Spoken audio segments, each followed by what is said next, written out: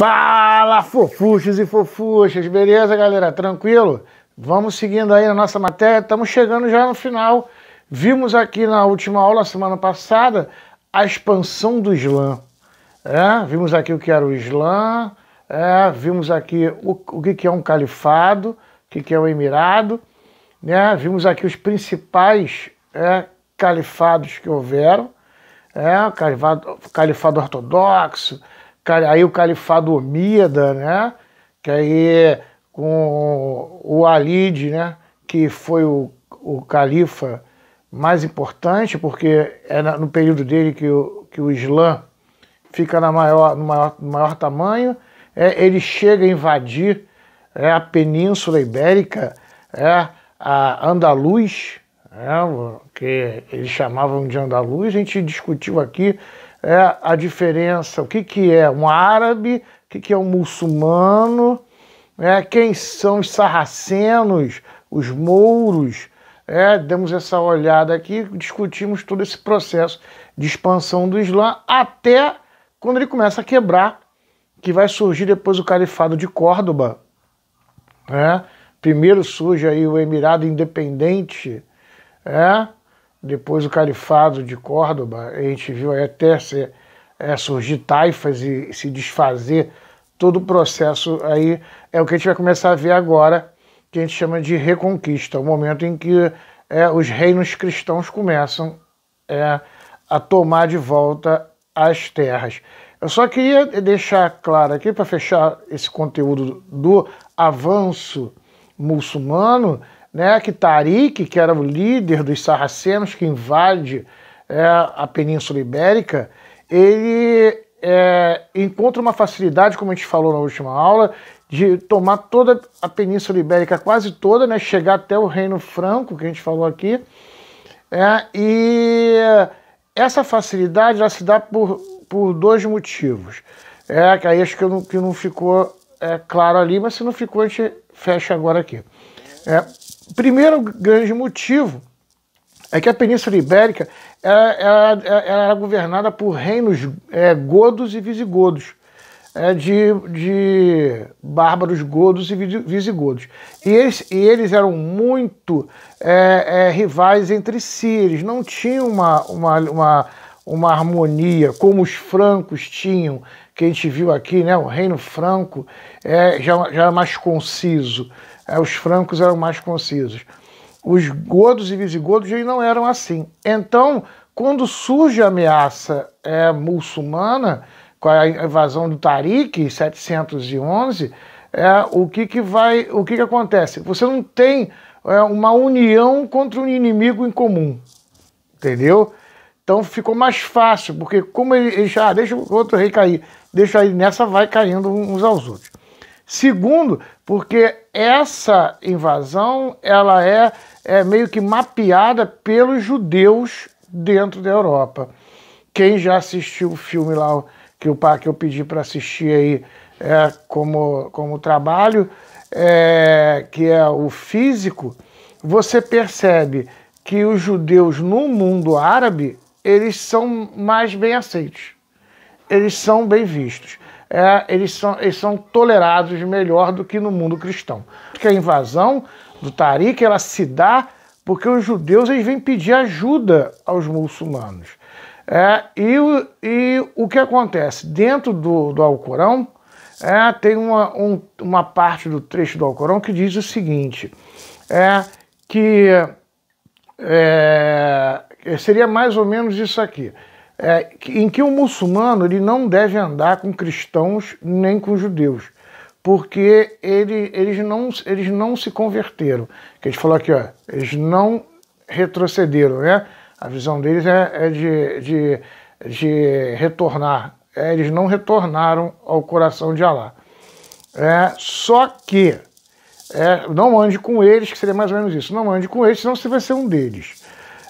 Então, a ideia no Alcorão é de que o muçulmano ele não ande com cristãos nem com judeus.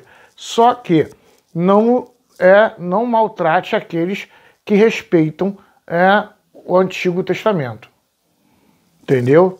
Aí você lembra da aula da gente de filosofia, quando a gente viu o tronco abraonista, que a gente viu aqui que o Velho Testamento, né, a Torá, é um livro sagrado para os muçulmanos, é um livro sagrado para os cristãos, como chamado Velho Testamento, é um livro sagrado para os muçulmanos também. Então a ideia é: não maltrate, não escravize, não trate mal aquele que respeita o Velho Testamento. Ele não é aquele que retornou ao seio de Alá, mas ele respeita a base da tradição, que é o Velho Testamento. Percebeu? Então, baseado nisso, o Tariq, ele vai fazer o quê? Ele vai pedir ao califado para poder invadir a Península Ibérica, na ideia de que os judeus estavam sendo maltratados pelos cristãos. Isso aí seria a desculpa filosófica ideal para entrar na região e dominar a região. Então tem esse lado também. Só para você ter ideia, teve momentos em que reis visigodos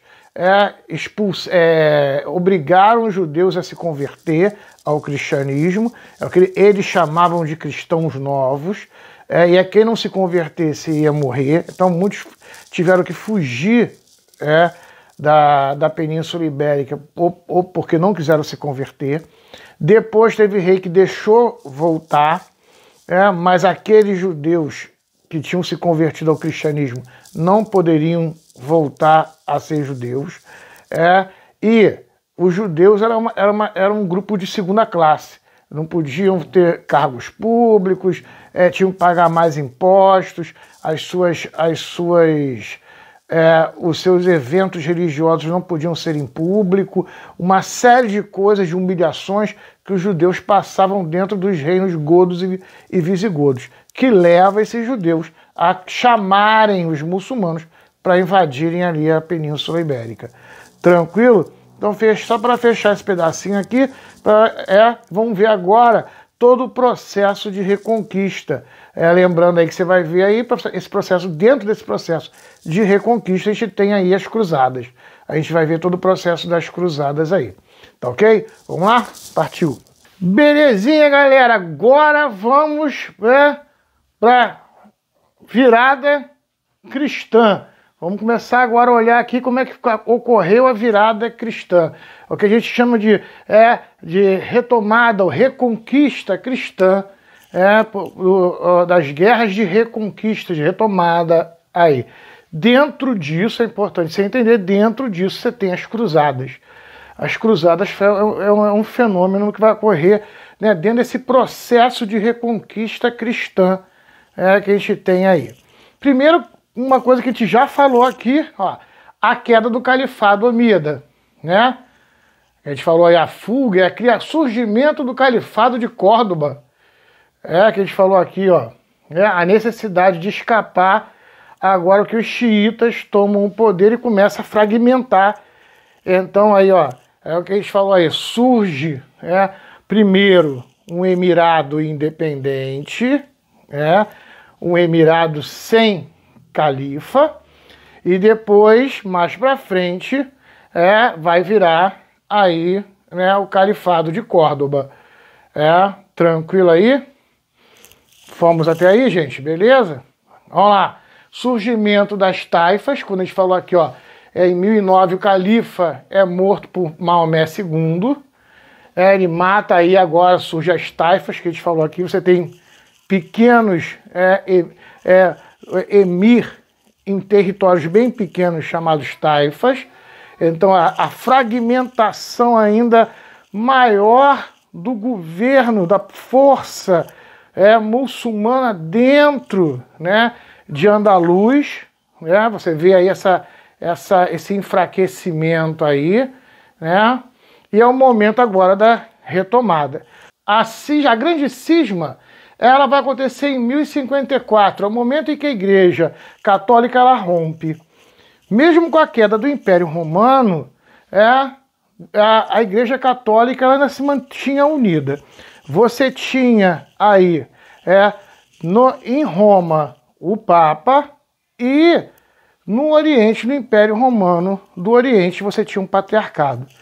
Seria um responsável pela Igreja Católica dentro do Império Romano do Oriente. Tranquilo? Isso vai seguindo até 1054. Quando chega a 1054, a situação está insustentável. Ela está insustentável por quê? Porque mudou-se muito os dogmas e as doutrinas dos dois lados. Só para você ter ideia aí, essa visão, duas coisas que são assim discutidas muito entre as duas igrejas aí, é a ideia da celebração do pão, da carne e do sangue de Cristo, onde os ortodoxos eles vão discutir isso, eles não vão aceitar, vai haver uma discussão, e a ideia de que o Espírito Santo vem do Pai e do Filho, sendo que nos textos gregos, que são os mais antigos, não tem o Filho, vem do Pai. Aí a discussão, mas são certos dogmas aí, na estrutura dogmática ali, que eles vão começar a se estranhar. Mas principalmente numa estrutura política. Por quê? Porque enquanto no lado da Europa, em Roma, você tem aí um poder político dos reis fragmentados, e a Igreja Católica, como a gente viu aqui na pirâmide, está acima dos reis, no Império Bizantino, no Império Romano do Oriente, a Igreja Ortodoxa ela tem o cesarismo, que a gente falou aqui. Ela reconhece o imperador com o poder sobrenatural, que está acima da igreja. E o imperador bizantino se faz como presença ali, sacou? Aí você entende. Aí a igreja romana, ela vai divergir, porque ela não aceita o imperador ser mais forte, mandar na igreja lá. Então essas divergências vão levar aí a separação e a divisão da Igreja Católica. Então você vai ter uma Igreja Católica agora ortodoxa, que é a Igreja bizantina, e você tem a Igreja Católica Apostólica Romana. Essas igrejas se separam aí, agora elas estão divididas. Você tem duas igrejas, mas a ideia de se voltar a unir as duas igrejas, ela permanece. Importante que a gente vai falar agora aqui das cruzadas e dentro das cruzadas tem esse fator aí também importante pra gente. Tranquilo até aí, gente? Foi? Beleza? Vamos lá. A formação do condado portucalense, por Henrique de Borgonha. Vamos entender aí. O rei Afonso VI de Leão, ele começa o processo de expulsão. A gente viu as taifas aqui, viu que o califado de Córdoba ele cai e o Afonso VI de Leão ele vai começar a expulsar os árabes dali, daquela região, e na região do Porto, ali na região portucalense, eles vão ter uma grande vitória ali, expulsão dos muçulmanos dali de dentro. Então, quando eles conseguem expulsar os muçulmanos, de presente, Afonso VI, o rei de Leão, ele vai dar de presente para o Henrique de Borgonha um condado, que ele chama Condado Portucalense. Por que isso aí é importante, André? Porque esse condado portucalense, mais para frente, com Afonso Henriques, ele vai se separar e virar um reino. Vai ser o primeiro Estado-nação. O primeiro Estado, que a gente chama de Estado moderno. O Estado-nação. Aí, André, o que é o Estado-nação? A gente vai falar aqui, um Estado com a língua própria, com as suas próprias leis, vai centralizar o poder na mão do rei. A gente vai ver aqui, você vai ter em Portugal, vai ser o primeiro reino o que a gente falou aqui, em vez de ser aquela coisa fragmentada, onde o poder está na mão do rei, o rei que cria as leis. Lembra que a gente falou do feudalismo aqui? Cada senhor feudal fazia a sua própria lei, cobrava seu próprio imposto. O rei de Portugal não, ele vai começar a centralizar. Então você vai começar a ter aí, vai surgir o que a gente chama aí de primeiro Estado-nação. É a formação aí dos Estados modernos, né? E Portugal surgindo como a primeira nação aí, onde você tem um rei forte, que é um rei que controla tudo, ele que faz as leis, ele que cobra os impostos, ele começa a centralização do poder ali na mão do rei de Portugal. Tá? Então, mas aqui ainda é um condado, tá? Mais para frente vai virar, né, o reino de Portugal. Então é importante você entender aqui, que aqui, ó, já está se preparando para nascer o primeiro Estado-nação, que a gente vai ver aqui da Idade Moderna. Tá? Beleza? Aí o Papa Urbano II, ele vai conclamar todos os cristãos a tomarem Jerusalém de volta. Vamos lá? Beleza. Então, eu coloquei aqui, mas a gente vai ver agora as cruzadas, mas eu coloquei aqui, ó, que a gente vai ver aqui, ocorreram 9 cruzadas, na verdade, 8 oficiais e uma não oficial. A cruzada, Jerusalém vai ser tomada em 1096, mas depois ela cai para o Saladino em 1147. Saladino aí, o líder muçulmano, o líder muçulmano árabe, ele vai tomar de volta Jerusalém. A gente vai discutir isso aqui ainda agora nessa continuação do conteúdo aqui com as cruzadas, tá?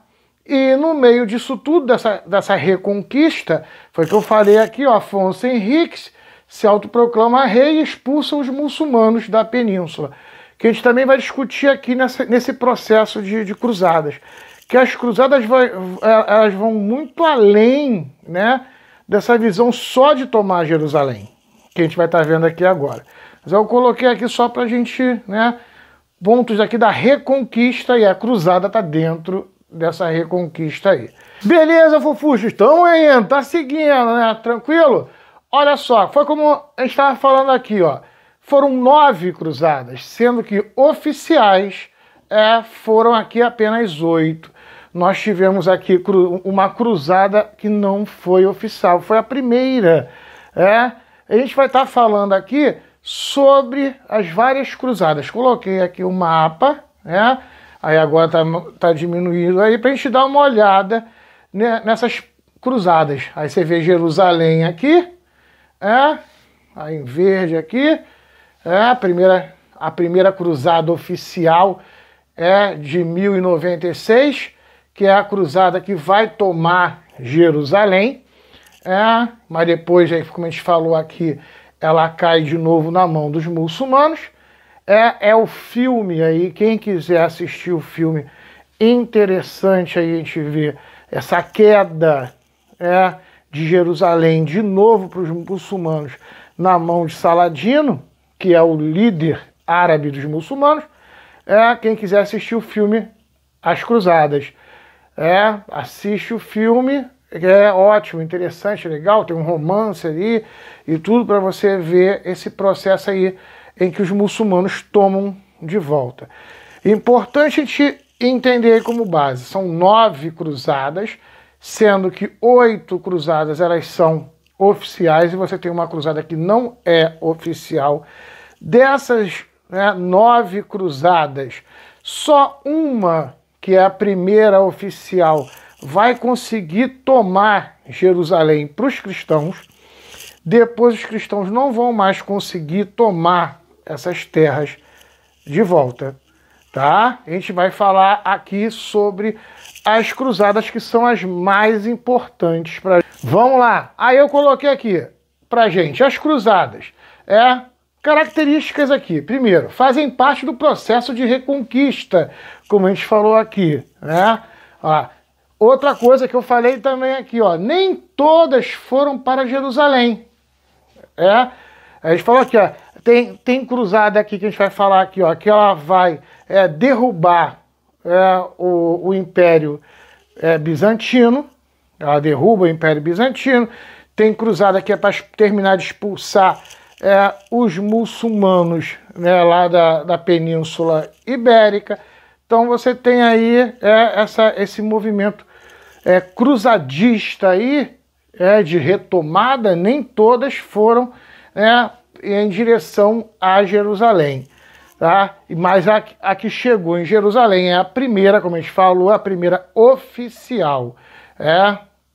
Aí falamos aqui, foram 8 cruzadas oficiais e uma não oficial. Só uma conquistou Jerusalém. Separamos aqui 4 cruzadas importantíssimas para a gente entender esse processo cruzadístico. A primeira, que é a não oficial, em 1095, logo que Urbano II ele vai conclamar os cristãos a tomarem Jerusalém de volta, ele vai falar, quem matar um não fiel, um muçulmano, tem o seu lugar garantido no céu. Você mata um muçulmano que você vai para o céu, é certo. É certeiro, o Papa falou, pode matar, mata um muçulmano que você vai entrar no céu. Isso vai virar, vai pegar fogo, vai ser a fake news da época.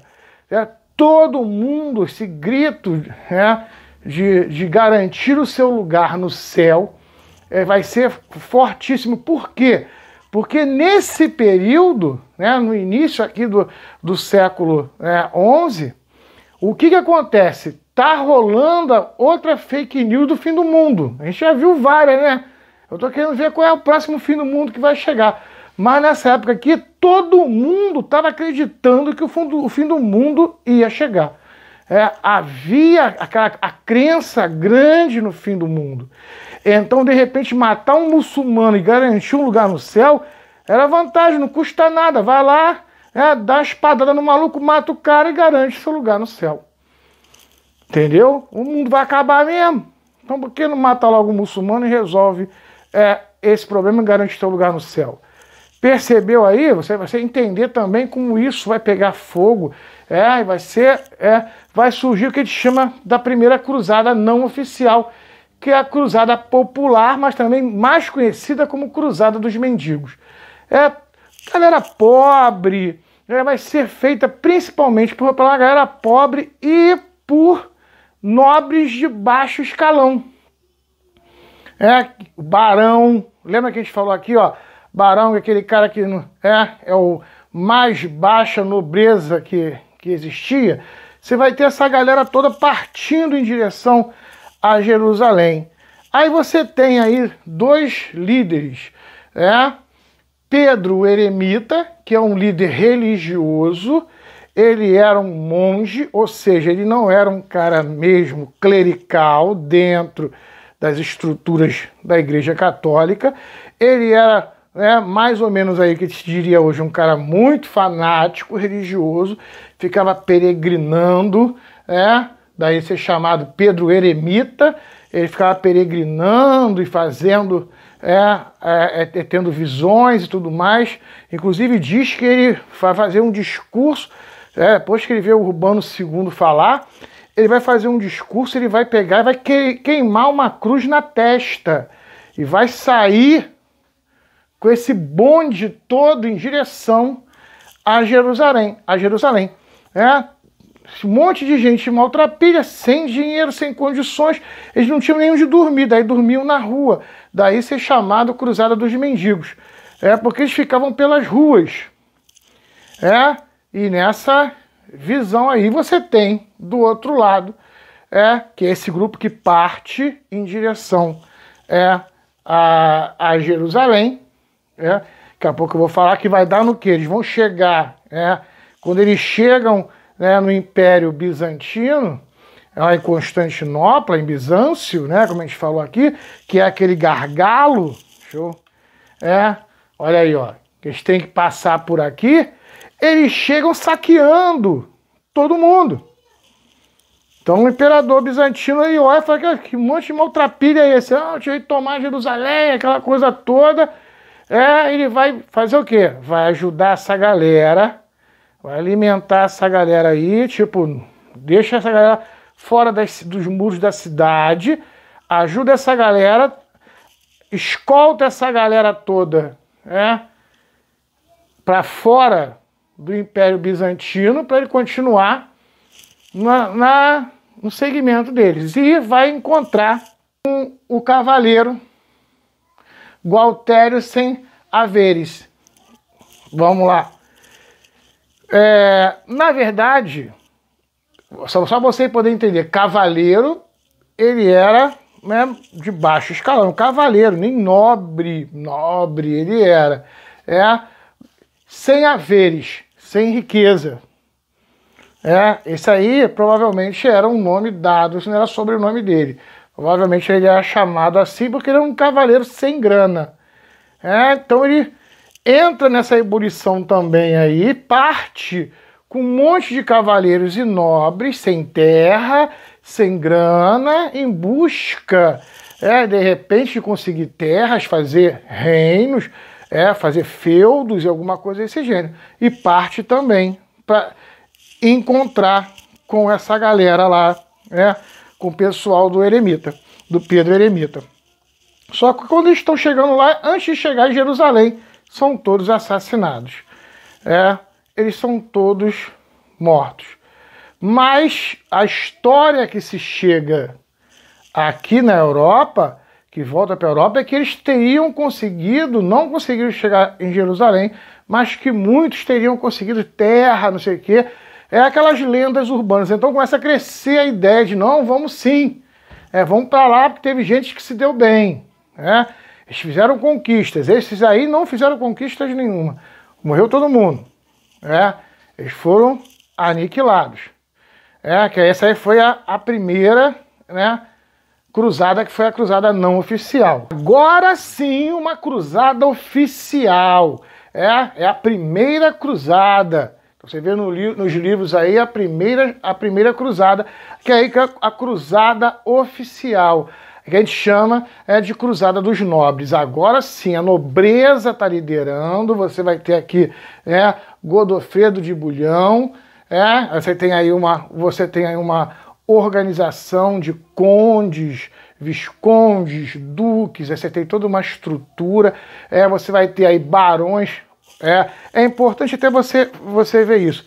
Lembra que eu falei assim, a primeira cruzada não oficial criou aquela lenda de que o pessoal teria conseguido terras. Nessa agora sim, muito barão que foi para a guerra, conseguiu estruturar feudos, conseguiu terras, conseguiu lá controle de cidades. A gente vai falar aqui, essa cruzada é a primeira aqui. A oficial, ela é importantíssima.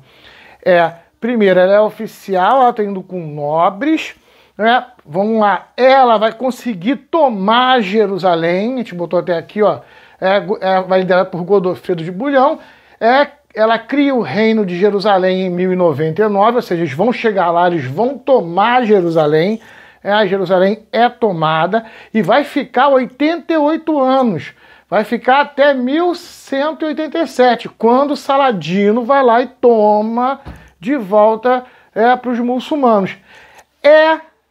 Aqui, essa cruzada aqui, em que se passa o filme As Cruzadas.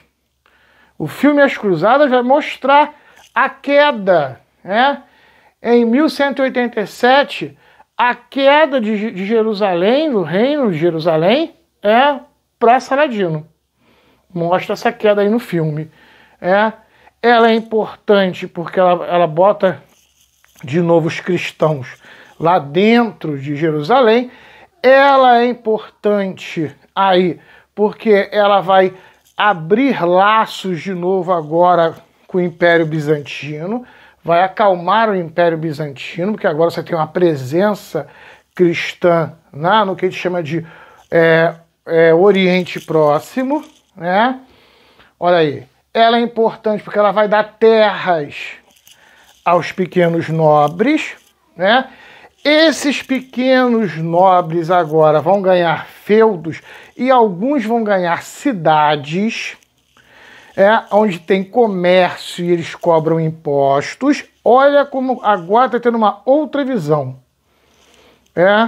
Como a gente falou aqui na outra aula, no sistema feudal, rico era quem tinha terra. Mas tinha terra por quê? Porque plantava e tinha produtos. Agora você tem cidades. Você tem comércio. O comércio florescendo nessa região. Uma região rica. Então você vai ter esse baixo nobreza aí, recebendo não só feudos, mas recebendo também cidades. Aí o comércio aqui florescendo. Você já tendo aqui uma região aqui de comércio, já fazendo essa ligação aqui. E, principalmente, para a gente também, contato entre as civilizações. É um momento agora aqui em que você vai ter um contato, pelo menos de 88 anos, amistoso. Você vê no filme entre muçulmanos e cristãos ali, onde os muçulmanos eles entravam dentro de Jerusalém, cristã, governada pelos cristãos, entravam ali para fazer os rituais deles também. Há um contato com o Império Bizantino, e a gente vai ver aqui com toda aquela filosofia.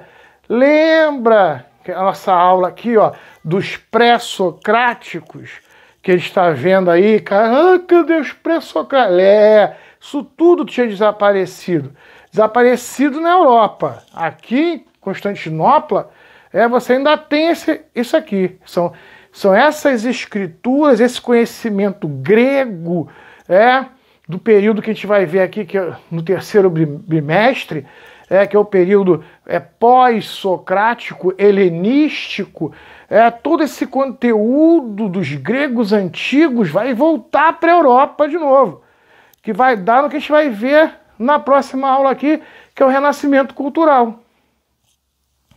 Então é importante a gente perceber aí, que essa primeira cruzada oficial, ela traz toda essa coisa aí importante para a gente. Vamos lá então, galera, beleza? A terceira cruzada, Cruzada dos Reis. Essa é muito importante também. Vamos entender aí por que ela é importante. Então, beleza.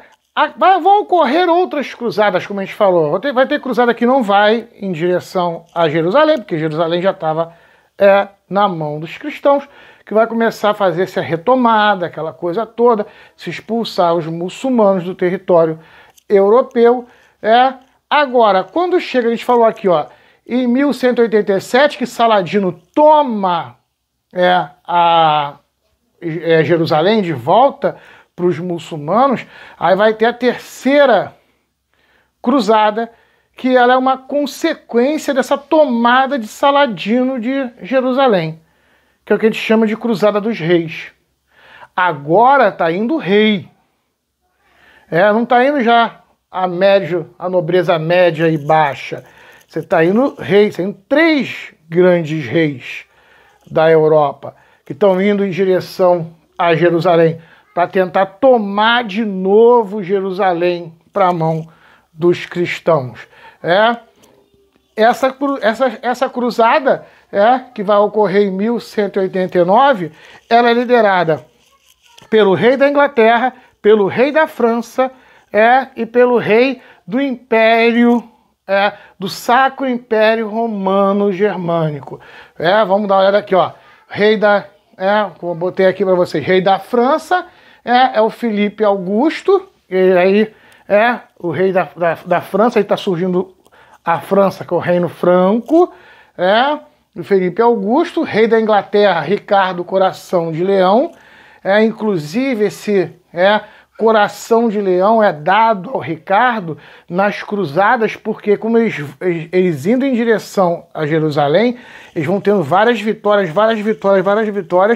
e ele faz um número monstruoso de reféns, de prisioneiros de guerra, e quando eles já estão quase chegando em Jerusalém, que ele percebe que não dá para continuar carregando aquele monte de prisioneiro, porque eles não têm estrutura para alimentar todo mundo, né, e para manter os seus prisioneiros, ele manda matar, fazer um extermínio geral.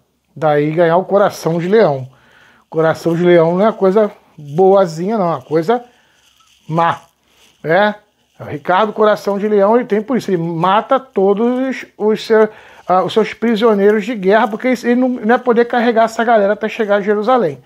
Mantendo todo mundo como prisioneiro. Então ele extermina todo mundo. E do Sacro Império Germânico Romano, Federico Barba Ruiva.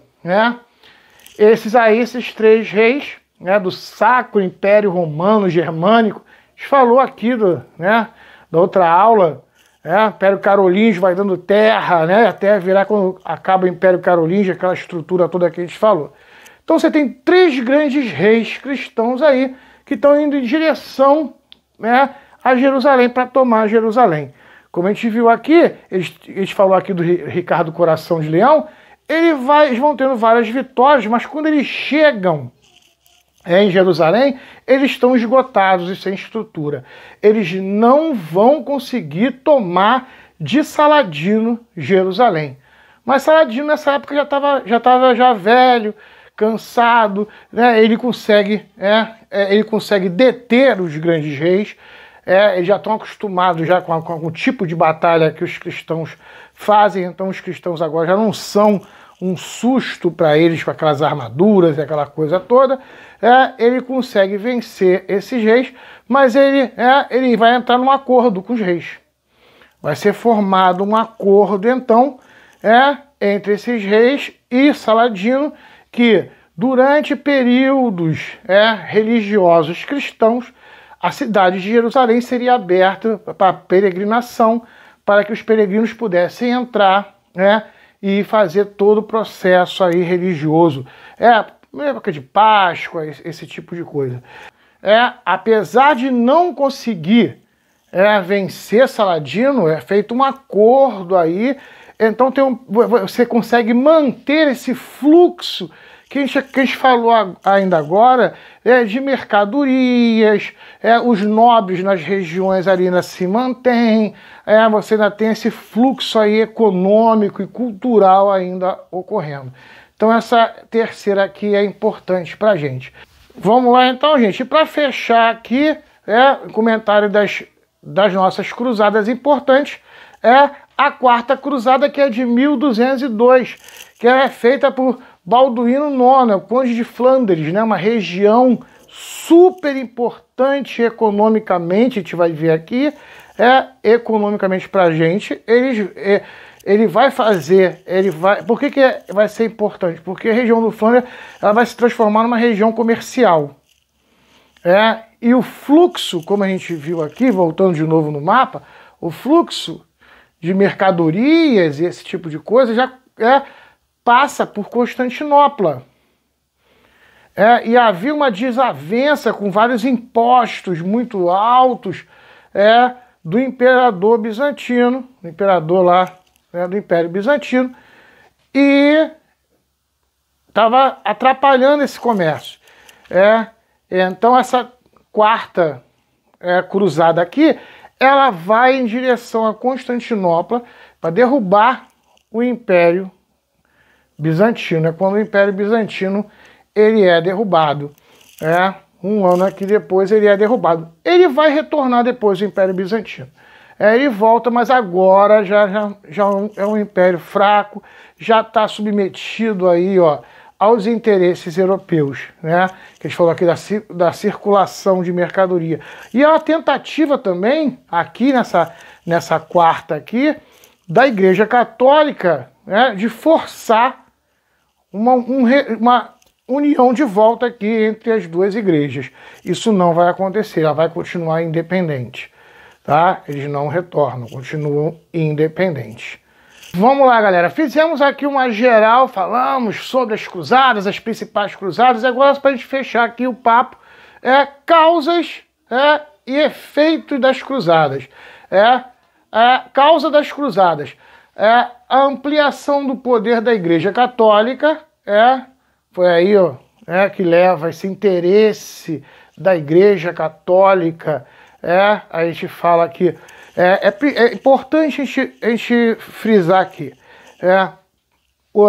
o que leva, isso cai muito em Enem, cai muito em prova, o que leva as pessoas a irem para as cruzadas. Você tem aí o interesse, primeiro, da Igreja Católica, interesse religioso, é o interesse da Igreja Católica, primeiro de ampliar os poderes dela, expulsando os muçulmanos e tendo domínio, porque essa Igreja Católica Romana, ela está acima do Estado. Lembra isso que a gente falou aqui. Então, ampliar o seu domínio em direção ao Oriente, e retomar ali a Europa, principalmente aqui, a Península Ibérica. Então, ela tem essa ideia de ampliação do seu poder e, com isso, também retomar o poder, unir uma só igreja de novo, a ideia de pegar a Igreja Ortodoxa e colocá-la de volta como submissa à Igreja Romana. Vamos lá. Ela serve como base ideológica para a retomada, ela faz com que os nobres tenham um motivo, heróico, tenham um motivo sobrenatural para ir em direção de Jerusalém. A ampliação dos poderes dos reis, a gente falou aqui, os reis agora passam a ter terras, a ter poder. Então você pega aí, a alta nobreza, ela se interessa agora em ampliar o seu poder, está surgindo, ressurgindo o comércio, e ter riquezas. Então você tem a alta nobreza aí interessada nisso, né? Oportunidade para a nobreza sem terra, foi o que a gente falou aqui, a baixa nobreza vê nas cruzadas uma possibilidade de conseguir terras, conseguir montar seu próprio reino. Lembra que a gente falou aqui, o rei teve 3 filhos. O primogênito vai ser o herdeiro do trono. E os outros 2 príncipes? Eles não vão poder ficar ali.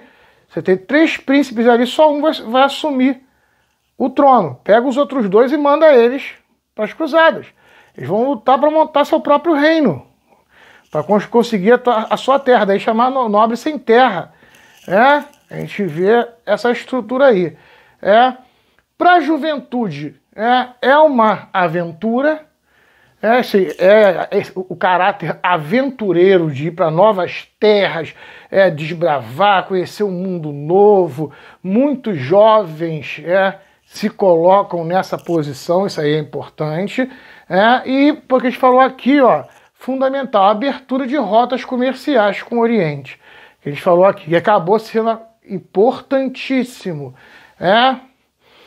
Vamos lá. Efeitos dessas cruzadas aí, desenvolvimento do comércio de especiarias, começa aí a vir coisas do Oriente que não tinha na Europa, produtos que não tinham na Europa, contato com o conhecimento grego clássico, que a gente falou aqui, e o contato com a cultura árabe oriental também. Você começa aí a absorver. A gente vai falar isso aqui principalmente quando a gente for dar na nossa próxima aula, quando a gente falar sobre Renascimento. A gente vai falar sobre Renascimento, aí eu vou explicar coisas que a literatura traz do mundo árabe para cá, que vai começando a trazer e vai começando a reformular a visão da população europeia, essa mistura aí de culturas, esse contato aí com as outras culturas e essa absorção aí de conhecimento. Beleza, fechamos aí esse nosso conteúdo, demos uma olhada boa aí em todo o processo de desenvolvimento do islamismo, de como esse grande Islã ele cresce, que vai até a Europa, chegar até os reinos francos com Carlos Martel, dentro aí, né, do Califado Omíada, que a gente viu aí. Vimos o processo de reconquista, todo esse processo aí em que dentro dele você vai ter aí as cruzadas, que começam lá com o Papa Urbano II. A gente vimos aqui as 4 cruzadas aqui mais importantes, que deixaram marcas fortes nessa estrutura. Vimos aqui que são 9, só que uma ela não é oficial, ela não conta como oficial, né, feita pela igreja.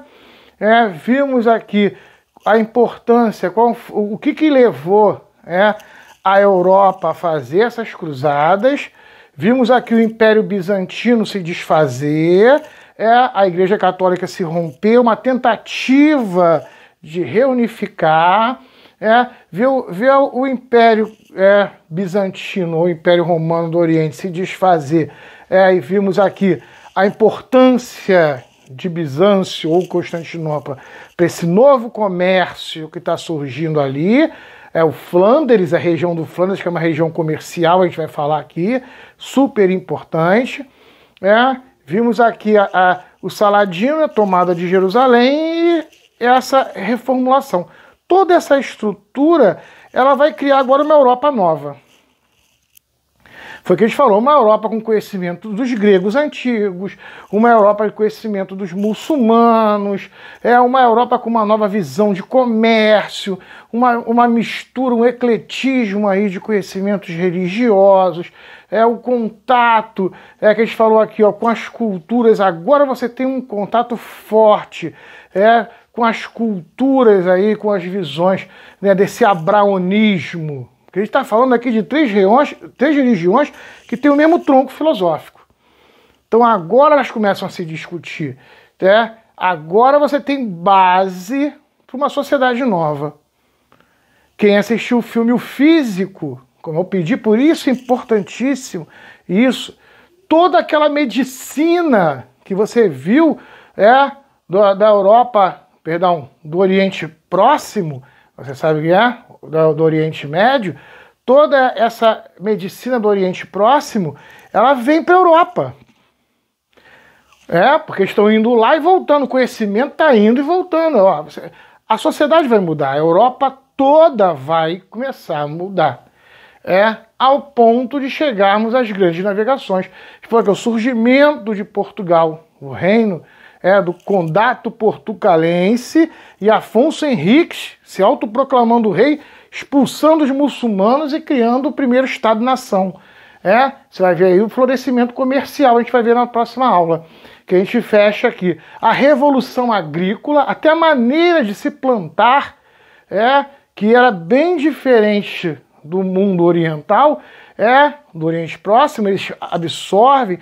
A gente vai ver aqui uma revolução agrícola na próxima aula, uma revolução comercial, as cidades florescendo de novo na Europa, porque elas floresceram aqui no Oriente. A gente falou aqui, Síria, principalmente comércio, naquele Califado Omíada, o comércio floresceu, aquela coisa toda. Você tem uma estrutura bem mais urbana e comercial. A Europa ela absorve isso, ela vai começar a virar comercial também. Então o comércio ele se desenvolve, as cidades se desenvolvem, a gente vai ver a revolução, a revolução urbana, a revolução agrícola, e no que isso vai desencadear para o que a gente chama de Idade Moderna. Então é a nossa próxima aula aí com o movimento do Renascimento, que vai jogar para a Idade Moderna. Tranquilo, a gente fecha agora em toda a Idade Média. Fechamos aí, gente. Vamos corrigir só o nosso exercício. Matamos aqui. Partiu. Vamos lá então, galera. Rapidinho para a gente matar aí. O que era o Comitatus? Só para a gente lembrar que a gente viu aqui na última aula, Comitatus, né, quando os bárbaros invadem o Império Romano, que o Império Romano cai, a organização bárbara era Comitatus. Era uma coisa meio de clã, né? Eles não tinham uma organização política bem estruturada, né? Ainda não se tinha ainda. Isso vai acontecer quando eles começarem a entrar em contato mais profundo com os romanos, com a Igreja Católica. Esse processo de romanização. Aí você tem aí uma estrutura, aí muda. Aí você tem os reis, aquela coisa toda. Mas antes era o comitatus, era uma coisa meio tribal, né? Uma estrutura tribal de governo, de administração deles. Número 2. Por que na Idade Média o poder era descentralizado? O rei era só mais um nobre. Foi o que a gente falou aqui, ó. A riqueza estava na terra. Então eu, nobre, eu, rei, para poder eu ter a ajuda da outra nobreza militar, eu pegava as terras, dividia essas terras, dava essas terras para os nobres. Esses nobres agora, eles estão com sua terra, eles vão cobrar seu próprio imposto, eles vão plantar, vão colher, eles têm uma ligação comigo, mas eu não tenho mais poder sobre essas terras. Então o poder é descentralizado. A gente fala que tinha nobre, tinha duque, que era muito mais rico que muito rei. Havia duques aí que eram mais ricos do que próprios reis. A gente viu ali, ó, Flandres, quando o comércio explode ali, você tem uma estrutura ali com conde, que tem um exército monstruoso, tem cidades fazendo comércio e ganhando dinheiro, já bem no final, em que ele é mais poderoso que o próprio rei. Em relação à grana, ele vai defender seus interesses econômicos. Percebendo aí? Então você tem aí, ó, uma fragmentação do poder. Foi? Explica o sistema de suzerania e vassalagem. Expliquei na outra aula aqui. Cuidado, suzerano. Eu falei aqui, não pode botar. Suzerano, ele é como se fosse o patrão. E vassalo, como se fosse o empregado. Então, o suzerano, o vassalo, ele tem obrigações de defender e manter a sobrevivência do seu suzerano. E o suzerano tem o dever de garantir a defesa dele, de liderar ele em batalhas e ser o seu líder escolhido por Deus. Então a suzerania e vassalagem, ela funciona assim. Lembra que eu falei? Até dei o exemplo aqui, ó. Falei, você tem essa relação aí, só que essa relação, primeiro, ela não é uma relação de poder humano, é um de poder sobrenatural. Então você ajoelhava em frente a seu suzerano e fazia lá o teu juramento. Então era uma relação de autodefesa, de autoajuda entre o suzerano e o vassalo, só que essa relação ela era sobrenatural, através da honra. Foi o que a gente falou aqui. Até deu exemplo. Você tem, eu sou empregado da dona do colégio, mas sou patrão da senhora que trabalha aqui em casa. Então, eu sou patrão para uma pessoa, mas sou empregado para outra. Então, mais ou menos assim, você tinha o rei, que era o suzerano do nobre, o nobre era seu vassalo. Por sua vez, o nobre era suzerano do camponês, do servo, e o servo era seu vassalo. Tranquilo até aí, gente? Foi? Vamos lá. 4. Quem era o suzerano dos suzeranos? O rei. Ele é suzerano dos nobres. Ou seja, suzerano dos suzeranos. O rei. Complete a pirâmide social medieval, a gente viu aqui. Lá no topo a Igreja Católica, aqui o clero, aqueles que rezam. No meio a nobreza, aqueles que lutam. E embaixo os servos, aqueles que trabalham. Quem era considerado rico no período medieval? A gente falou aqui, ó. Falamos hoje de novo. Quem tem terras. Era considerado rico as pessoas que possuíam terras na Idade Média. A riqueza estava ligada à terra. Isso vai mudar depois aí, beleza? Vamos lá. 7. Como eram divididas as terras na Idade Média? Eram divididas em feudos, né? Eram dados feudos, né? Para os senhores, para os nobres, senhores feudais. Os nobres eram chamados de senhores feudais. Eles ganhavam um feudo e ali naquele feudo ele tinha o poder de fazer lei, ele tinha o poder de cobrar impostos, de fazer sua própria moeda. Ele tinha toda a estrutura dele ali. Vamos lá. E ele dividia essa terra, até é bom botar aqui, ó, em feudos. E ele dividia em manso senhorial, manso servil e terras comunais. Então a resposta da 7 aqui, ó, como eram divididas as terras na Idade Média, eram em feudos dados para os nobres, e os nobres dividiam essa terra em manso senhorial, manso servil e terras comunais. Tranquilo? Fechamos? Vamos lá? O que era o manso senhorial? Era um pedaço de terra separado para que o servo plantasse para a sobrevivência do seu senhor. Então era um pedaço de terra plantado pelo servo para garantir a sobrevivência do seu senhor. Foi? Vamos lá. 9. O que era um manso servil? Manso servil, coloca aí, ó, era o pedaço de terra em que o servo plantava para garantir a sua própria sobrevivência. Foi? Beleza? 10. O que eram as terras comunais? Aí, coloca aí, geralmente florestas, onde nobres e servos tiravam madeira para construir móveis, para casa, para caçar, para pescar. Então, terras comuns a todos ali. Então, você tinha ali uma floresta, que era uma terra comunal, e ali o servo ia lá pegar uma madeira para poder fazer um móvel para a casa dele. O senhor ia caçar um veado, um cervo, para poder se alimentar. Então, é uma terra comunal. Vamos lá, galera. Então, nossa última questão. Beleza. Correlacione as colunas. Então, vamos lá. Atalha. Primeiro, atalha aí é o trabalho que o servo fazia no manso senhorial. É quando a gente fala que ele tinha que plantar, ia lá plantar no manso senhorial para garantir a sobrevivência do seu nobre, era chamada de talha. Então, cadê a talha aqui? Trabalho... Aqui, trabalho de um dia no manso senhorial. Aí vamos lá.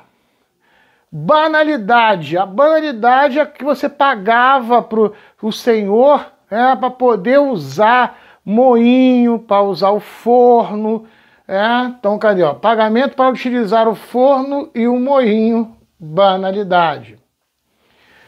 Corvéia. Corvéia era trabalhar um dia da semana, você tirava um dia da sua semana para trabalhar para o seu senhor.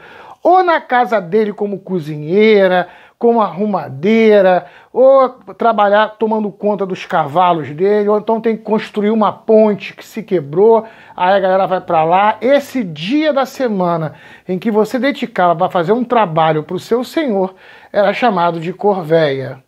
Tranquilo até aí, gente? Então vamos lá. Um dia da semana, trabalho de um dia da semana na casa do seu senhor. Aí tá, corvéia, aí. Vamos lá. Captação, vem de cabeça, decapitar é arrancar a cabeça. Você pagava por cada cabeça na sua casa, por cada pessoa da sua família, você tinha que pagar um imposto todo ano para o seu senhor. Aqui, pagamento por cada pessoa da família que morava nas terras do senhor. Vamos lá. Censo. A gente falou aqui, se sobrasse alguma coisa e você fosse vender, sobrou trigo, eu vou vender esse trigo na feira.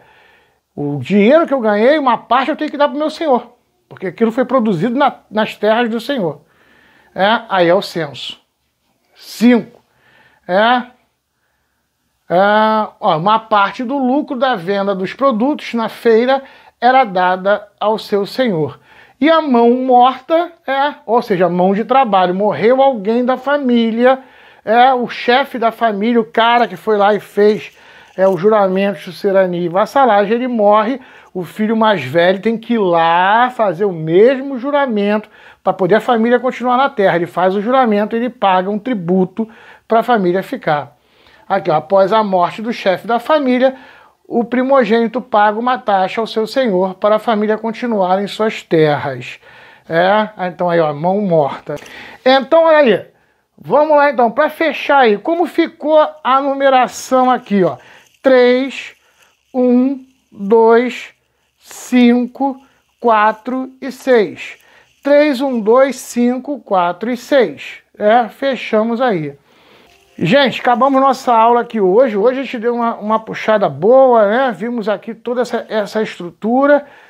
Vamos, na próxima aula, estar fechando nosso conteúdo do segundo bimestre, vendo aí Revolução Agrícola, Revolução Urbana, aí vem aí, ó, o século XIV. A gente vai falar o século XIV, que é a época negra, com a guerra aí dos 100 anos, com a peste negra, e aí Renascimento. Esses pequenos assuntos que a gente fecha aí na nossa próxima aula, o nosso conteúdo. Semana que vem eu estou deixando uma bateria de exercícios aí para a gente poder ver esse conteúdo dessa semana. Gente, espero que esteja todo mundo com saúde na casa de vocês, que esteja tudo bem. O governo ele pode estar liberando a sua saída, mas cuidado, não tem vacina e a doença não tem cura. Então fique esperto, lembre-se das recomendações da Organização Mundial de Saúde, tome cuidado aí no teu dia a dia, proteja a sua vida, a sua saúde e das pessoas que você ama que estão ao seu redor, tá, gente? Semana que vem a gente está se vendo de novo aí, então, estamos juntos então. Fui!